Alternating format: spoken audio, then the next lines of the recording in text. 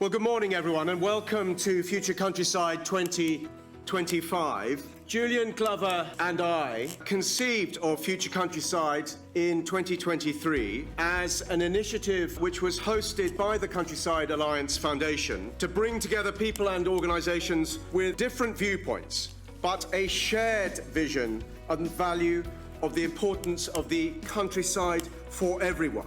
Everyone here shares a deep commitment to building a sustainable, resilient countryside. And the more we know about each other, the more I hope we can trust each other. And where there's trust, there's potential.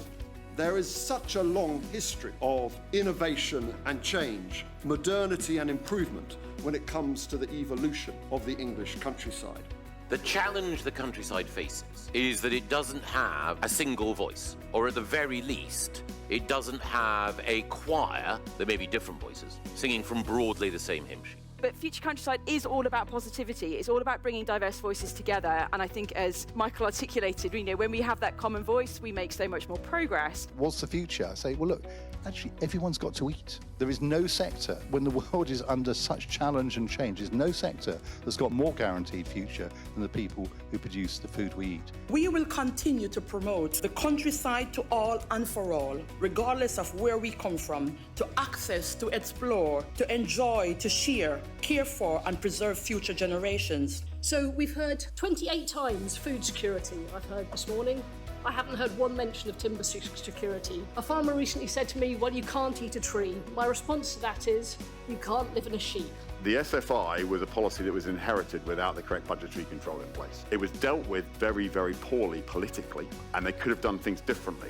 Top 3 things in 5 years' time: flooding and drought, food security, and how we're going to adapt to climate change. And there's a whole lot more in this area that perhaps the Future Countryside 2026 can start to bring food and health, more closely together. Give 3 words to describe what the countryside means to you personally. Fascination, responsibility and belonging. For freedom, tranquility and optimism. A really important part of volunteering with the Peat Park is seeing how keen they are to get that youth representation in decision making and improving the access. For me, I'd say the North York Moors National Park for me feels like home, tranquility and peace. The answer to the question, what is Future Countryside for? We are a place where we can meet together, gather, converse, share ideas. That is a value in itself. The very fact that we are here together and having this conversation